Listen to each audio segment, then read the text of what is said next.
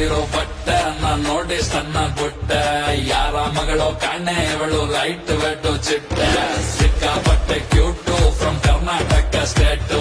peg ಮೇಲೆ peg ಬಿದ್ರು ನಡೀತಾಳೆ straight